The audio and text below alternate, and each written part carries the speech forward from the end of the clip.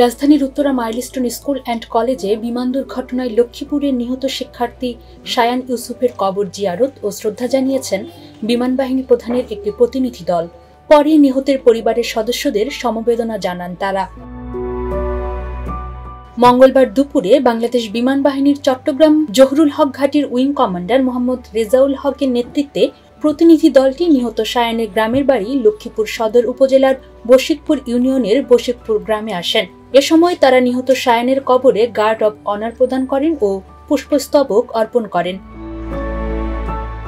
পরে নিহতের কবর জিয়ারত করেন। কবর জিয়ারতের পর প্রতিনিধি দলের প্রধান উইং কমান্ডার মোহাম্মদ রেজাউল হক এই দুর্ঘটনায় শোক সন্তপ্ত পরিবারের পাশে দাঁড়ানোর আশ্বাস দিয়ে বলেন, এটি একটি পরিবারের জন্য অপূরণীয় ক্ষতি।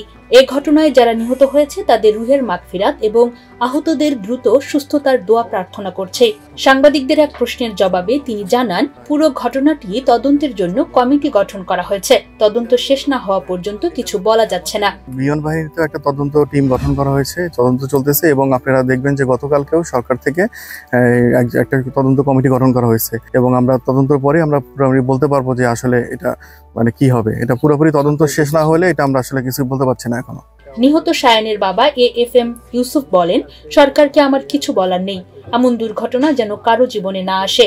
আমার পরিবার এখনো স্বাভাবিক জীবনে ফিরতে পারেনি।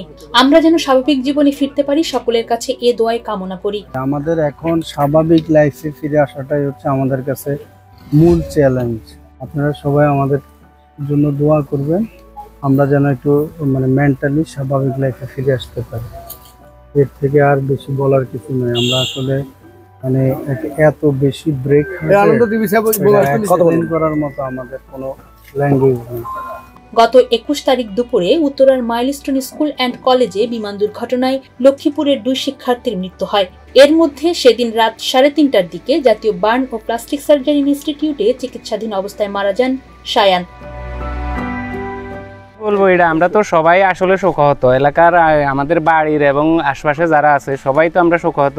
সে এলাকায় মাঝে মধ্যে আসতো, ঈদে আসতো এবং সে ছোট বাচ্চা হিসেবেও সবার সাথে অনেক সুন্দর আচরণ করতো। তো আমরা শুধু সরকারের কাছে একটাই আবেদন থাকবে যে এই সমস্ত ব্যাকডেট সামরিক সরঞ্জাম দিয়ে এই দেশে যেন আর কোনো প্রশিক্ষণ বা এই দেশের কোনো সামরিক কোনো কিছু কার্যকলাপ না পরিচালনা করে। তো আমরা চাইবো ভবিষ্যতে অন্তত এই দুর্ঘটনাটা থেকে শিক্ষা নিয়ে আমাদের দেশে এই ধরনের বিমান দিয়ে আর কখনো এই ধরনের প্রশিক্ষণ দিবে না। শায়ানের সম্পর্কে আমরা ওনার চিন্তা করতে করতে আমরা নিজেরাই অস্থির, কারণ আমাদের একমাত্র ভাই এই দুর্ঘটনা হারিয়ে গেছে। তো আমরা চাচ্ছি যে এই দুর্ঘটনাগুলো যেন এড়িয়ে চলা যায়, বিমান প্রশিক্ষণ যেন জনবহুল এলাকা ত্যাগ করে। নিহত শায়ান লক্ষ্মীপুর সদর উপজেলার বশিকপুর ইউনিয়নের বশিকপুর গ্রামের পালবাড়ির সন্তান। সে মাইলস্টোন স্কুলের 7ম শ্রেণীর ছাত্র। তার বাবা AFM ইউসুফ মাইলস্টোন কলেজ শাখার রসায়ন বিভাগের সহকারী অধ্যাপক ও মা শামিমা শাম্মী মাইলস্টোন স্কুল শাখার রসায়নের শিক্ষক। তারা উত্তরা 10 নম্বর সেক্টরে ভাড়া থাকতেন।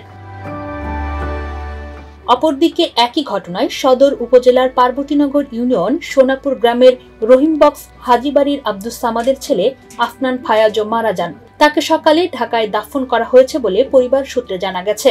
আফনানও 7ম শ্রেণীর ছাত্র ছিল। তার মরদেহ ঢাকাতেই দাফন করা হয়।